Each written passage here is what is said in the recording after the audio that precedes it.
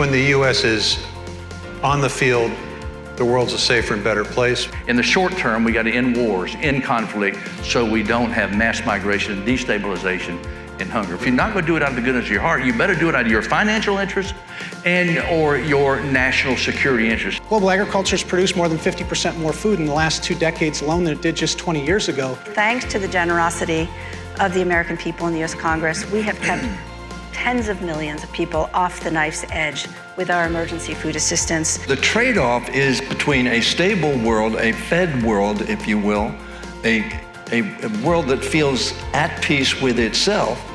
And if they're not, it will cost us much more money. Tom Vilsack is an outstanding public servant. Governor of Iowa, secretary, pretty close. He'll be the longest serving Secretary of Agriculture if he stays on another 4 years. And I haven't asked him what he's going to do, but an outstanding secretary deserves your hand of applause because, and so, our topic is basically the whole issue of the legacy of the Eisenhower program, the Food for Peace program. But, there used to be this Sara Lee commercial, and it went like this: everybody doesn't like something, but nobody doesn't like Sara Lee. And what struck me about it is that even people who have problems with foreign assistance generally believe that our food programs serve an amazing purpose, feeding the hungry, helping people to come out of poverty and to sustain a healthy family life and build economic security as well. And no department of government does more for that than the U.S. Department of Agriculture, because it's responsible for a healthy agriculture to feed the population of the United States and the rest of the world. So I noticed recently that you and Samantha Power, the head of within our government, announced this $1 billion additional purchase of food for distressed countries. And I wonder if you might talk a little bit about the role of USDA in promoting foreign assistance generally, as well, and our humanitarian assistance specifically. How do you view that as part of USDA's role, and where you think the opportunities are in the future to continue and increase that and continue the great work that you're doing? Well, Dan, thanks. First of all, thanks for partnering with me on this stage today. Another great public servant who's dedicated his life to issues involving hunger and has never stopped being a strong advocate on both domestic and international assistance. I think the one thing that people don't understand about the Department of Agriculture is how much of our mission area is dedicated to both food security and nutrition security, both domestically and internationally. You mentioned the $1 billion, which was resources taken from the Commodity Credit Corporation. 18 countries have been identified by USAID as in need of this assistance. We take $950 million of that $1 billion and utilize it for the purchase of commodities here in the United States, which are then provided to the countries in need. It's an important relationship and partnership between American producers and those in need. I think American farmers, ranchers, and producers take a great deal of pride in knowing that they help not only to feed people in this country as a food secure nation, but they also help to feed those in need around the world. This is also interesting because we took $50 million of it, of those resources, to take a look at a sort of a new program, to take a look at shelf-stable products that are produced here in the U.S. That might be of interest to countries that are in need as well. Perhaps a little bit easier for those shelf-stable products to get long distances and to be of some immediate use. So a little bit of a twist to the program. We have a good relationship with USAID. We basically provide the resource, and they in turn tell us precisely what commodities are in need and where and what countries we need to help. Now, this is one of many, many ways that we help. You're very familiar with the McGovern-Dole, since there's a Kansas theme here to this Right. meeting. Yeah. I didn't ask him to say that, but it's fine that he did. Okay. And that's a tremendous program in terms of being able to feed young people who go to school. Oftentimes, the reason they go to school is to get fed because of that program. That's operating around the world. There's also a series of fellowships and scholarships and internships There's the Borlaug Fellowship. Well, that's an Iowan, by the way. And there are a few more Iowans than There Kansas are. in the state. Norm, basically, obviously, World Food Prize, the developer of the World Food Prize. His vision was essentially empowering farmers to basically grow and raise products in their own home countries. And the fellowship, along with the Cochrane Fellowship, basically helps to provide assistance for researchers, for those in agribusiness in these countries, so that they themselves can produce their own whatever their key commodities are. So it's a combination of a variety of programs designed to send a message to the world that the U.S. wants to be of help. So it's more than just sending commodities abroad, but that's a big part of it as well. That's a big part of it. And it's a challenge because you don't want to necessarily send those commodities at a time that disrupts the market in the country that you're trying to help. You want to make sure that it's seen not just as a competition to their own producers, but as a complement or supplement to what their producers can themselves produce. And we're, of course, utilizing research to make sure that they are as productive as they possibly can be. So we have a farm bill coming, may come this year, may not come this year, and I know that you're wrestling with a whole litany of issues regarding that. You may want to comment on that, but there are 3 lesser known programs in the Farm Bill. You mentioned McGovern-Dole. There's the Food for Peace program, Food for Progress program. A variety of programs to reduce hunger, increase literacy, improve agriculture productivity, expansion of trade of agriculture products overseas to low-income and food deficit countries as well. Do you see this as a critically important part of the Farm Bill? And you might want to comment on your thoughts about the prospect of a Farm Bill. Well, it is an incredibly important part. And obviously there's some issues in the House bill that just recently got through the committee process. There is a suggestion that perhaps USDA should take a more active role in the direction of where those resources should go in the Food for Peace program, for example. And of course, the concern about that is that we're not necessarily, quote unquote, the experts in terms of humanitarian assistance and help. We're obviously a partner with USAID, and those folks are the experts. They know where the real hot spots are and where the need is. So I hope that we continue to have a good, strong collaboration between our 2 departments and that we don't put ourselves in a position where we're seen as a competitor. So yes, very important. The trade issue, incredibly important. 20 to 30% of U.S. agricultural products are traded overseas. That's also an important component.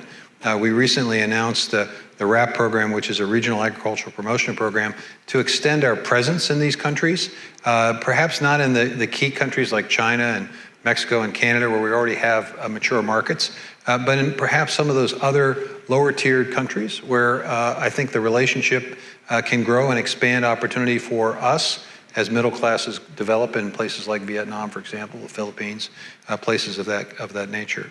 The prospects for a farm bill, I think, it's not easy. I think at the end of the day, we will get a farm bill when all those who are engaged in putting a farm bill together are practical and are reasonable about what their expectations are. I think there are some who believe that by taking resources from nutrition and allocating them for other purposes, that will facilitate the passage of farm bill. I'm afraid that complicates it to a point where it makes it more difficult for us to get a farm bill done. So I think you've done a very good job of trying to work this bipartisan coalition in farm policy that has been a history of farm bills for the last 60 or 70 years. But agriculture policy can't be totally separate from everything else in our government. How do you deal with the toxic atmosphere, or at least the complicated atmosphere of politics as it affects a farm bill? Well, I think the key is to have a relationship. I spend an opportunity, I go up to the Hill virtually every month and have an opportunity to have a cup of coffee with Chairman Thompson, and we discuss issues that might crop up in his district or might crop up in the Ag Committee. It's a way of developing a relationship. I think relationships really critically important in this town, and I think we've kind of gotten away from developing those relationships. That may be the antidote to the toxic environment that we currently see, is trying to develop an understanding of where the other side's coming from and trying to figure out, how do you get to yes? I mean, I think there are some innovative and creative ways we can get to yes on our farm bill. But when people draw fairly significant lines in the sand, if you will, and essentially say it's our way or the highway, that makes it very, very difficult for the legislative process, which is based on compromise, based on negotiation, to work. So I want to move to the issue of climate because, probably USDA has as much or more to do with climate policy, implementation of climate policy, as any agency of government. You've gotten a lot of money in terms of the congressionally passed legislation. You yourself have really made climate and sustainability kind of a focus of your activities, both at home, but also the impact globally as well. I wonder if you might talk about your work in climate. Sure. Well, first of all, let's start with the regular programs, which an historic investment under the Bipartisan Infrastructure Law, under the Inflation Reduction Act, an historic investment in conservation, both in terms of ag and forestry. An amazing amount of opportunity for us to really focus those resources on climate smart practices. We've also utilized the flexibility under the Commodity Credit Corporation to develop a program which we refer to as the Climate Smart Agriculture and Forestry Commodity Partnership Initiative. It's designed, Dan, to basically create a third category of commodity. You've got organic and you've got regular commodities. It basically creates something in the middle, a value-added opportunity, but more importantly, it opens up a whole new set of opportunities for small and mid-sized producers to be able to increase their income by having additional streams of income. In addition to selling the commodity at a value-added proposition, they're able to measure and monitor the climate result, which in turn allows them to potentially qualify for climate smart ecosystem service market payments. They're able to convert agricultural waste into a wide variety of bioproducts. That creates a new commodity. They're able to embrace renewable energy, and maybe they become the provider of energy to their friends and neighbors through the REC. That creates yet another income stream. And when you combine that with local and regional food systems, now all of a sudden you have a very climate-friendly agricultural approach, as well as an approach that creates multiple ways for small and mid-sized producers to make a living. So that's on the domestic side. On the international side, heavily engaged, we developed the Aim for Climate Initiative with the UAE, an interesting partnership between the United States, a large-scale agricultural producer, and the UAE that obviously has some challenges with reference to outdoor agriculture, but wants to see innovation in indoor agriculture take off. Now over 600 partners engaging billions of dollars in new innovations, and we've got a hub, if you will, a climate hub, where we're sharing information from both our climate smart commodities effort and from the innovation sprints that are part of Aim for Climate. So a combination there of working both domestically and internationally. Yeah, I'm looking, a lot of people don't realize that the Weather Service originally, I believe, was in the Department of Agriculture because that's where the needs were mostly as farmers were having to deal with the vagaries of weather. But the climate irregularities, the volatility of climate, both in this country and around the world, is putting intense pressure on farmers all over the world. Which is why we need flexibility in terms of the ability to respond to some of the challenges. For example, we're dealing with the high-path avian influenza, which is a result of a changing climate.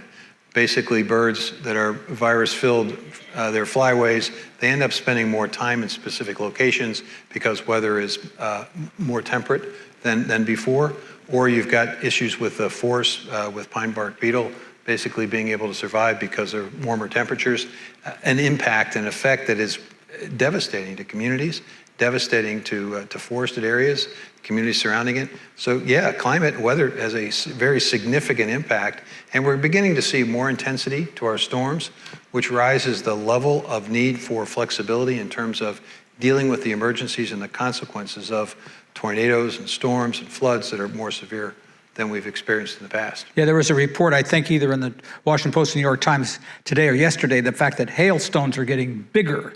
They used to be the largest ones used to be the size of golf balls, although I remember as a kid, we had once the size of baseballs. Now they're talking about softballs and pizzas and, huge things. It sounds funny, but it could be pretty tragic. Don't worry, folks, that's just in Kansas. Yeah, thank God for that Norman Borlaug who took care of this thing. I want to just go back to trade for a moment. So agriculture exports support I think 1.5 million jobs. I don't know what the exact number of jobs are. Yeah, in this country. For every $1 billion, it supports about 7,000 jobs. So at the end of the day, you're looking at nearly 1 million jobs that are directly connected to agricultural trade, in addition, obviously, to stabilizing income for farmers. Part of the challenge, though, Dan, in exports is an interesting conversation we're having in this country about China. Yes. Obviously, there are concerns about China at varying levels, but the conversation I think needs to be more nuanced and needs to be more layered than it is. It's not black and white. China happens to be our #1 ag customer. Now, interestingly enough, as we look at trade deficits that we're experiencing for the first time in a while, those trade deficits oftentimes correlate to the reduction of Chinese purchases from U.S. farmers and ranchers. The first quarter of fiscal year, our deficit was $6 billion, and by $6 billion was a reduction in activities with China. So I think it's important and necessary for us to really think about how we calibrate and nuance the relationship and conversation about China. So let me ask you if in the previous administration, of course, we increased tariffs significantly on Chinese products, and then the government came in through the Commodity Credit Corporation and other ways, and in a sense reimbursed farmers or tried to reimburse them for the loss of their products. Did those markets go elsewhere? They went elsewhere, and they went elsewhere down south to Brazil and other South American countries, which is interesting because Brazil, we used to have a very significant advantage from our transportation system in terms of exports. But Brazil invested a substantial amount of money in their infrastructure, and they sort of closed the gap. Fortunately, we've got the bipartisan infrastructure law that's reinvesting back in better roads, better ports, better airports, better rail systems, and so forth. So we're going to recapture that competitive advantage, and I think we're going to see over time more exports coming from the U.S. and less coming from down south. So the infrastructure bill gave you a lot of money. In fact, I drool over the money that you had compared to what we had beforehand. But you do have a lot of resources which is a tremendously positive thing. I'd say 3 key areas. 1, in conservation and forestry, very important and very necessary. We have waiting lists. 2, broadband expansion, particularly in rural places.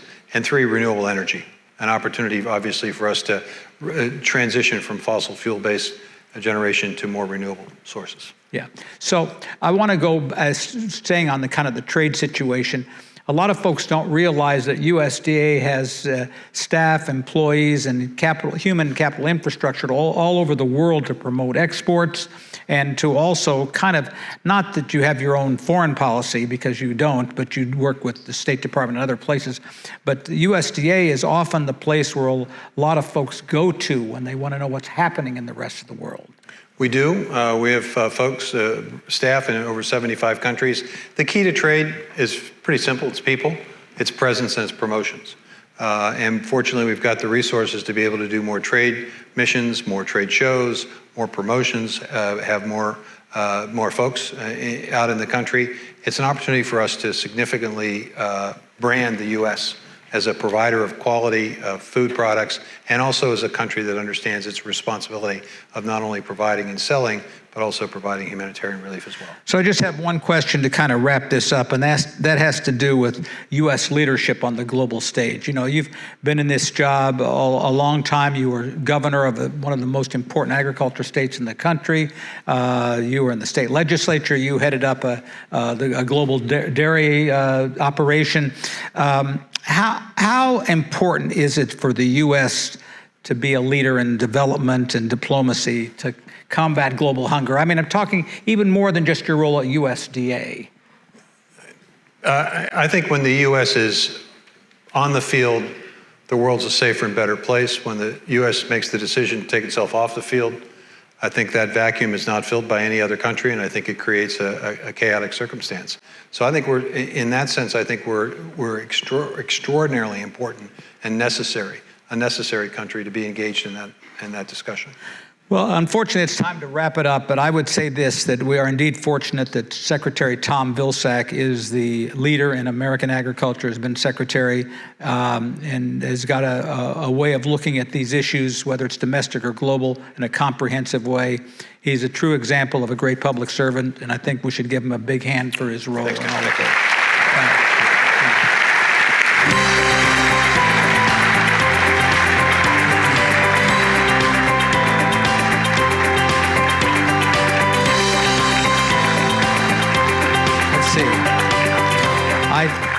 I think it's time for the rest of the crew to come up.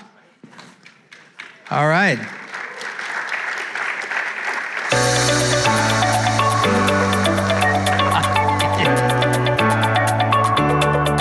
Hi, nice to see you. Hey, David. How you doing? As you can see, I was not a natural MC, so we do this as best we can. Mr. Secretary, that was a great introduction. Thank you. The rest of the crew. Well, that's how I feel about you, Stenny. Anyway, this is indeed, when I say the crew, this is the crew that kind of runs the public and private sector in our food policy, and we're indeed fortunate to have such a distinguished person. And I'm going to start with my friend Steny Hoyer. Any of you from this great state of Maryland who are here? Do any of you? A lot of you know that this is one of the outstanding public servants. You are the senior member of the Democratic caucus. Is that correct, in the House of Representatives? I'm sorry you brought that up, but the answer is yes. Yeah. What is indeed fortunate is that I was in Congress 2 years before you, which is really depressing. But anyway, you're still there and still doing an amazing job. And Steny is a senior member of the Appropriations Committee.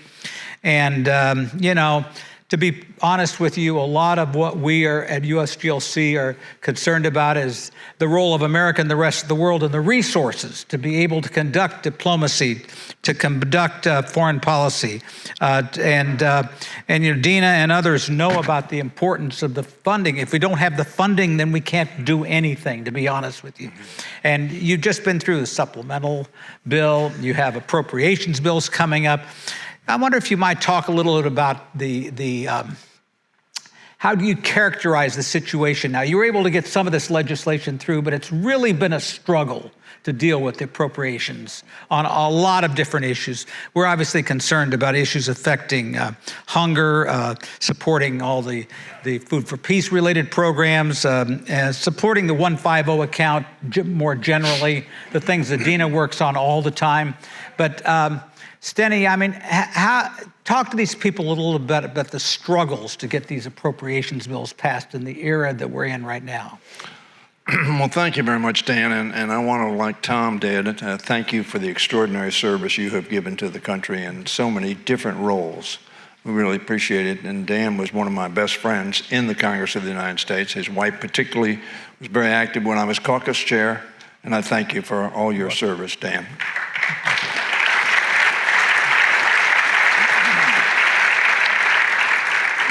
As I was preparing to come here, my first thought was, I don't know anything or very little about what these folks know a lot about. So I'm going to yield to you for most things. But I looked up a quote. This is the 70th anniversary, 1953. An Eisenhower quote: "Every gun that is made, every warship launched, every rocket fired, signifies in the final sense a theft from those who hunger and are not fed, those who are cold and are not clothed." It's interesting that a general perceived as one of the keys for winning the bloodiest, worst war in the history of the world would make that observation, signifying the importance of people feeling okay. Because when they don't feel okay, they look for a white knight. They look for somebody who will feed them and clothe them. They look for despots in many instances. They look for fascism in many instances. John Kennedy said that food is strength, peace, freedom, and helping people around the world who we want to want to help us. So in that context, we manifest that interest in our budgets. And let me just give you not a long recitation here. In fiscal year 24, we cut the ag budget by 6%. In fiscal year 25, the 302Bs, as we call them, which means how much money will be allocated to agriculture, is being cut 11% from the 24, minus 6%, and 19% from what the president asked for. We made a deal in a very messy budget process last year, which did not conclude, as you recall, until the 6th month of the fiscal year in March. And in that budget, we made a deal that we'd only have a 1% increase in fiscal year 25. However, going back to Eisenhower's quote, if you increase, as is proposed, very substantially the money that we are spending on arms, which I will probably support given the status we find around the world. But having said that, if we do that, it's got to come from somewhere. The agricultural budget in 24 was cut 4%. It is proposed to be cut an additional 11% this year. The Ag Appropriation Committee has not marked up, but that is the status we find ourselves in. And that is 11% less than the president has asked for. So in your discussion with Tom, particularly as it related to the international, so many people have said, I won't attribute to any one person, but the less you spend on diplomacy, and the state and foreign operations bill was cut 6% in 24, an additional cut of 11% this year is proposed, a 19% cut from the president's budget. So if you quote and say, every diplomat that you don't fund, you need 2 soldiers. I don't know that that's the case, but you get the point. So the budget that is being proposed and considered this year, as it was last year, has cut a domestic spending scenario, which is about a 60-40, 60 defense, 40 all other expenditures of government that aren't mandatory expenses. So from that standpoint, we're going to have very tough discussions about funding programs so necessary to maintain the peace, which are not defense dollars. So Dina, I want to go to you next because you have to implement the programs that Congress passes the money for. And so we're in a very tough operating period. But earlier this year, you testified in front of the Senate Foreign Relations Committee about the state of global food insecurity, saying 140 million people in the most vulnerable countries are acutely hungry, and they're a victim of crises, conflicts that have upended their livelihoods, and now are severely malnourished. So I guess, as USAID's first global food crisis coordinator, I'd like your insight on global hotspots, but also how it relates to the points that Steny Hoyer just raised about your ability to actually deal with those hotspots. Thank you for the question, and thank you for your long career. You're not on. Can you hear me? I can hear you. They can't. Yeah. How are we doing now? Good? Can you hear me now? Yeah. Okay, great. I just want to thank everybody on stage for their partnership and their leadership. AID could not do the work that it does without Congress, without UN agencies, without the private sector, and really without this audience, people who are out there advocating for the importance of US leadership in the world. And I'm hoping over the course of the next few days, you really have come away with a compelling case. I have started my career in the relief side of the House, but recognizing that food aid only gets you so far, I now lead the development side of the House, Feed the Future's Global Hunger Initiative. And just a point of reference for you all, last year we spent $5 billion for emergency food assistance around the world. We spent $1 billion to help people grow more food to feed themselves and to build more resilient communities. And we see that we are not going to be able sort of to Band-Aid our way out of this crisis. In terms of conflict, it is true that hunger can very much contribute to conflict. It's also true that conflict drives hunger. They are mutually reinforcing in very negative ways. We have researchers who tell us that people who join terrorist groups in the Sahel, the Boko Harams of the world, are not so much going for ideological reasons, but that they can no longer be farmers, fishers, and herders because the climate is no longer giving them their livelihood. It just isn't possible to eke out the resources they need to feed their families, so they're making really tough choices. We likewise are seeing a correlation between hunger, drought, and migration in Latin America, which we see hitting our own borders. So these are really difficult situations. I think in terms of, there's no single driver of the global hunger crisis. It's really multiple impacts of COVID, Russia's invasion of Ukraine, many weather shocks around the world, and all of these things taken together is what's reversing that tide. What's really important for this group to know, though, is that really thanks to the generosity of the American people in the US Congress, we have kept tens of millions of people off the knife's edge with our emergency food assistance.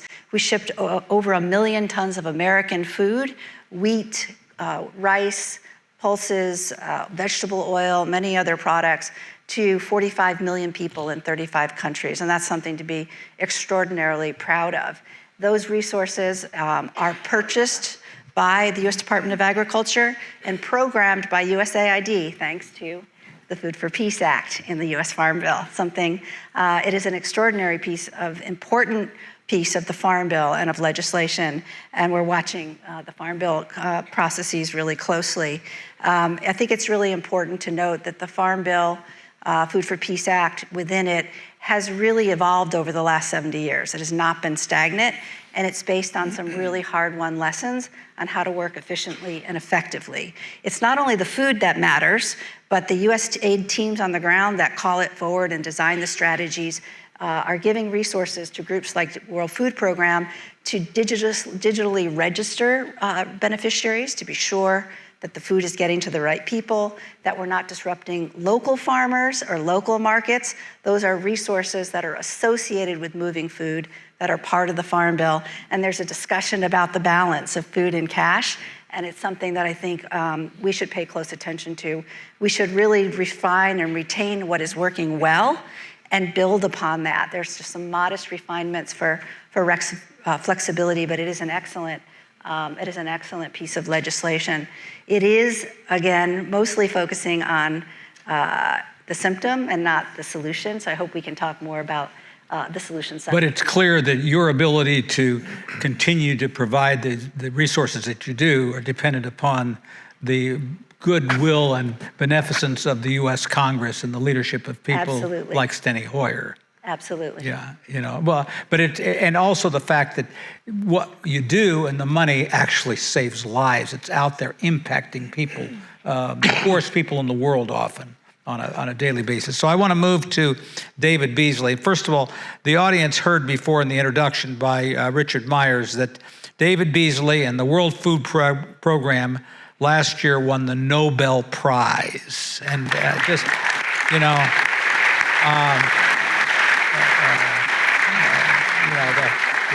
I think the highest honor that the world could give to anybody in any organization for trying to make this world a better place.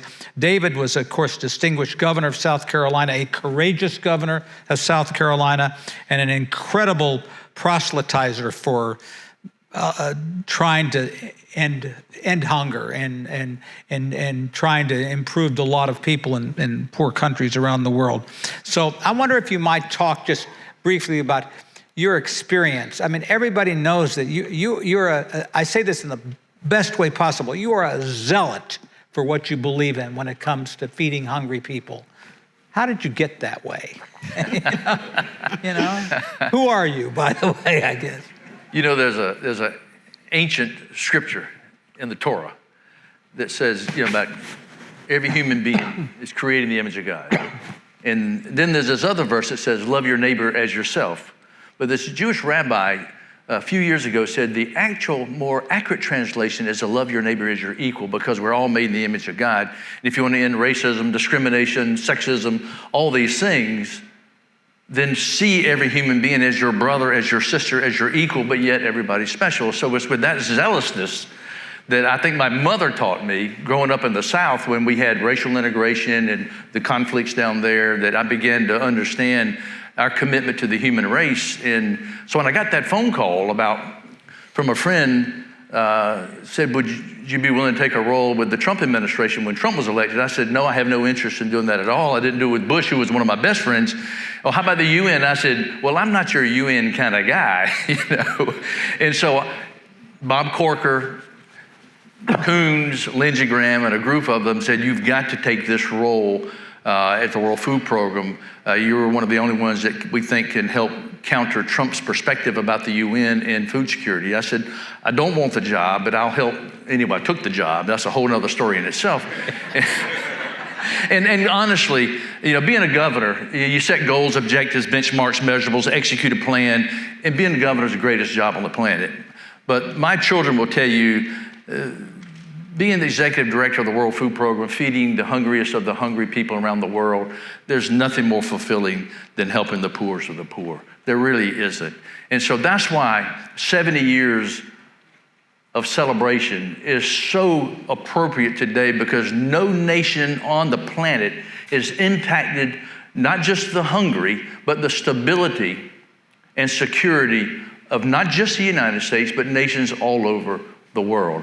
I actually thought I could put the World Food Program out of business when I took this role, because there were only 80 million people out of 7.65 billion people at the time.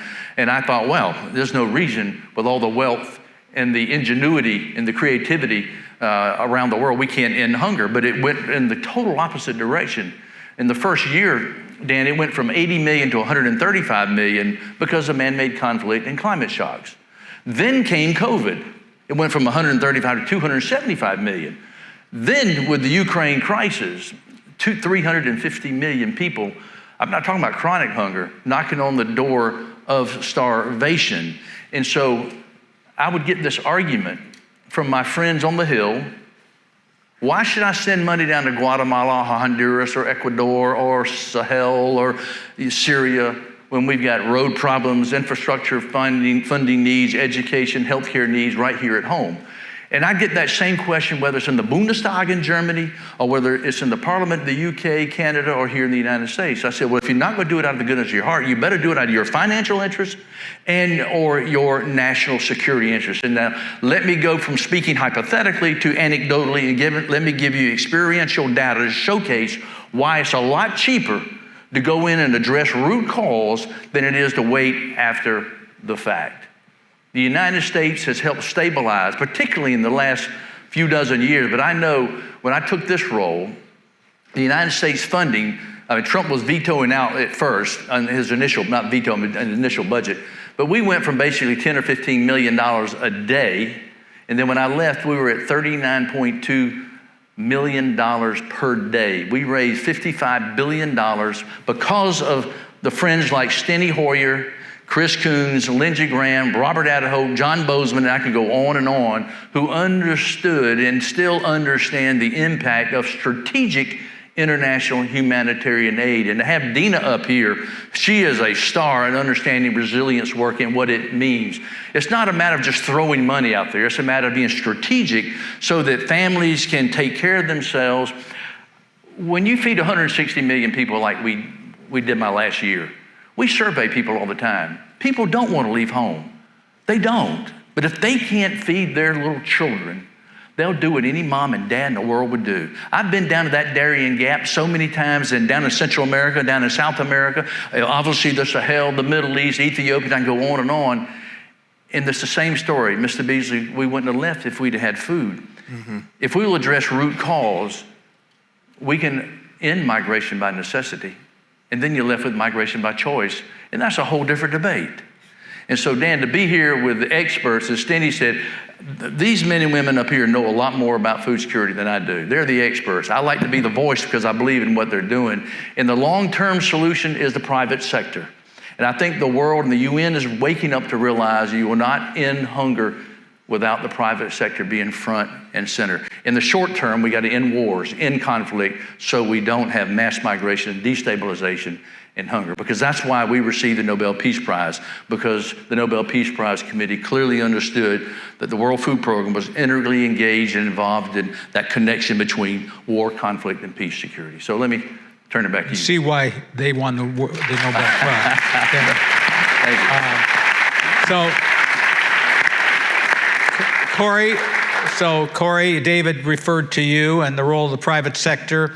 Both John Deere and the John Deere Foundation have begun, I don't know how recent it is, but you've invested in grants on strengthening global food systems, increasing food access, assisting farmers, the largest grants in your history. Talk a little bit about why you did this. Yeah, Secretary Glickman, thank you. And can everybody hear me? Mm-hmm. Thank you very much for that. Thanks for the introduction. Thanks to all of you for your public sector service. Incredible to be on the panel with you and just appreciate all of it. I've spent my life and my career in the private sector working for John Deere. And we talk about putting our tools to work inside the company so we can go help feed the world. And I think in many ways, for 187 years of our history, that's what we've done. We've focused on agricultural productivity around the world. No matter where you start, give you the tool to take the next step in agricultural productivity. I think the recognition of why we're doing what we're doing on the side of philanthropy and working in that direction is we understood that productivity and production itself isn't enough. The investments that we make, in that case, in the World Food Program and tremendous work that's going on there, 50 million people food insecure. What we're doing with the 1 Acre Fund, 3 of our largest grants actually in the last year, $19 million to these 3 organizations, World Food Program, 1 Acre Fund, and the Nature Conservancy. The interplay between what happens with hunger and climate is the reason we work with the Nature Conservancy.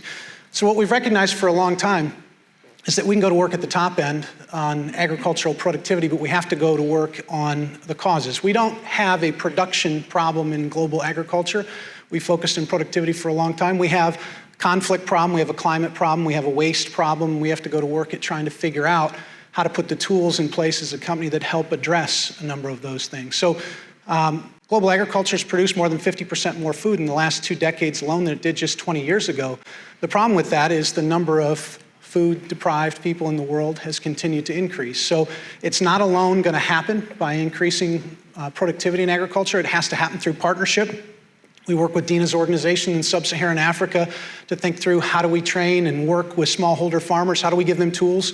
Hello Tractor is one of the organizations we work together with that take the power of productivity that comes from moving from manual labor into a mechanized environment and making it accessible to local people in local villages that wouldn't have it otherwise. We work on basics of agronomy and soil health and what it means to create strong soils that grow more crop and do it with less. So we talk every day about what it means to grow more food, do it more productively wherever you are in the world. Certainly the US is the home of that for us.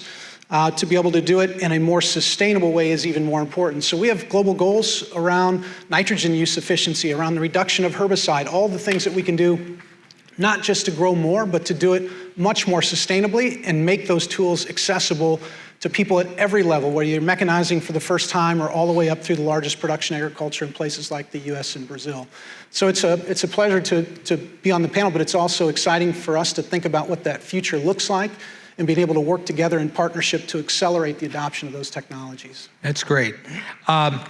So I want to just talk to you about the whole issue about the future, particularly research, innovation, and what we can be doing to get a better handle on the problems of the future. I know in your district, Steny, you have the Beltsville Agriculture Research Center, which is one of the premier research institutions in the world with some of the greatest scientists. I know USAID is very much involved in agriculture research and trying to deal with issues such as water resources, which is one of the great challenges of our times.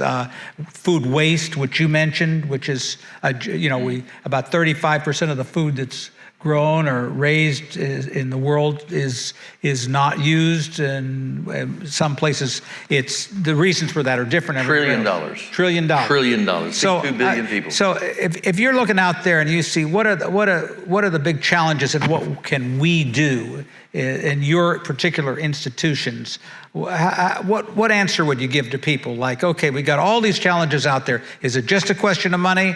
Is it more human capital? What are the things that we need to be doing as American leaders in the public and private sector?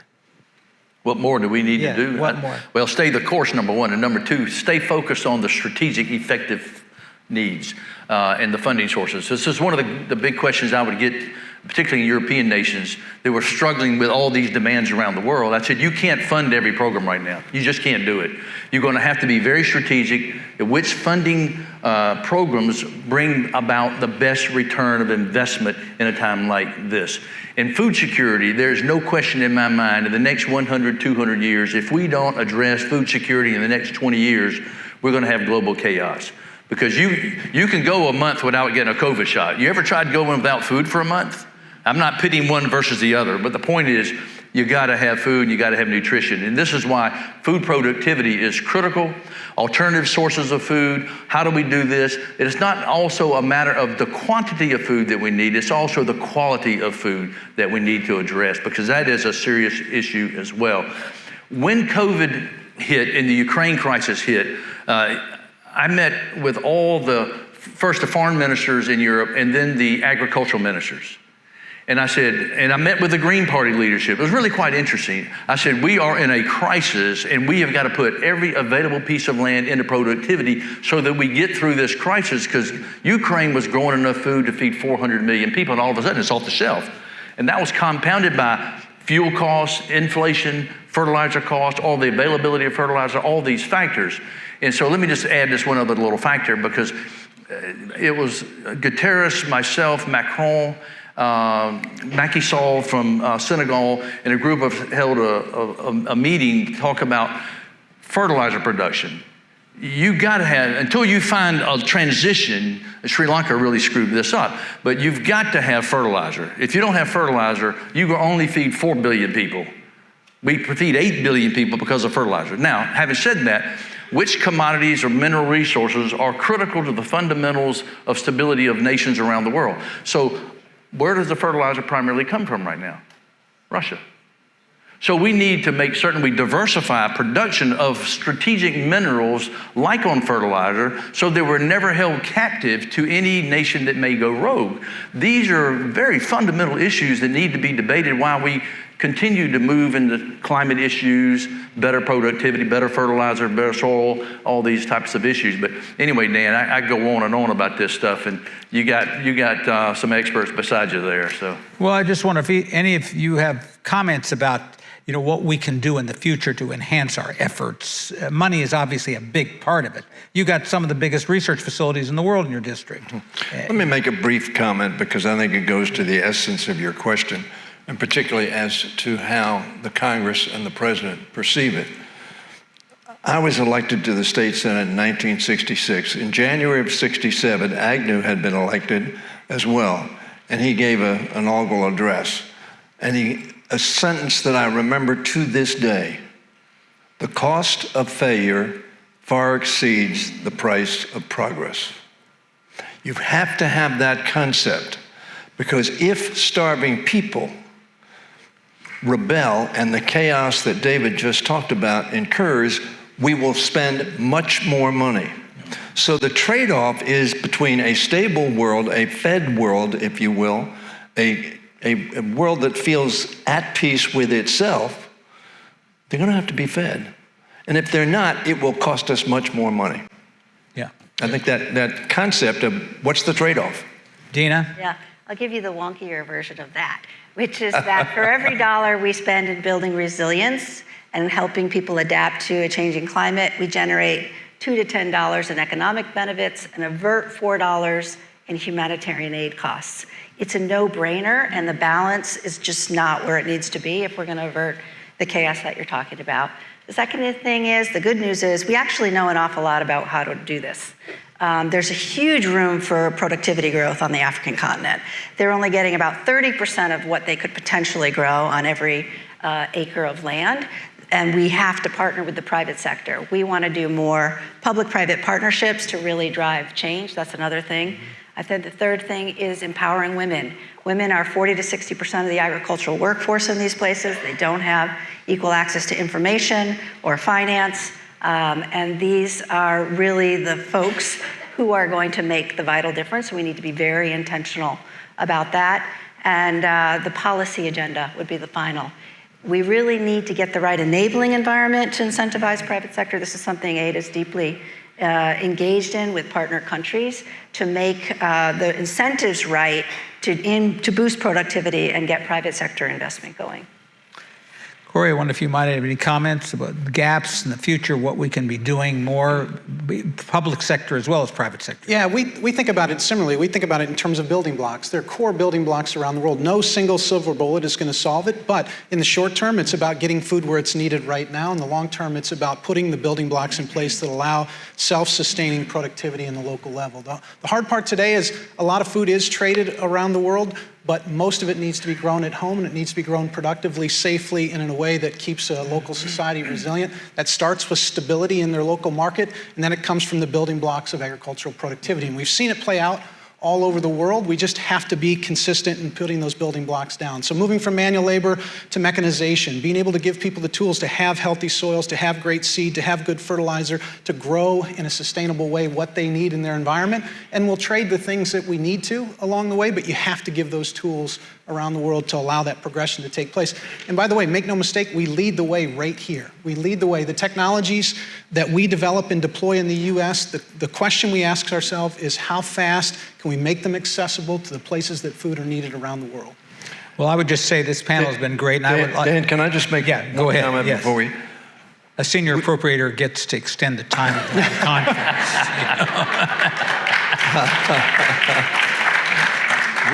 We must not forget the extraordinary investments that were made last year, in the last Congress. Not last year, in the last Congress. Yeah. Trillions of dollars in infrastructure, in the CHIPS program. Everything you're doing has a chip. Absolutely. Investment to make sure that we are self-reliant on chips. We don't shut down automobile factories or whatever else we have that runs farming. Tractors, combines. Tractors. Yeah. And thirdly, the Inflation Reduction Act and the extraordinary investment we made also in science and in the environment. All three of those bills are going to have a very, very positive impact in the years to come. Very true. And I would just, in closing, would say that remembering that 70 years ago or so, this started because of the leadership of President Eisenhower and the Eisenhower administration. You know, when you look back in history, he did a lot of things as president that have made us a better, bigger, and stronger country today. And so it's a good time to remember that anniversary of his leadership as well. So let's thank our great panel today. Good to be with you. Thanks for what you do. Great job. Always good job.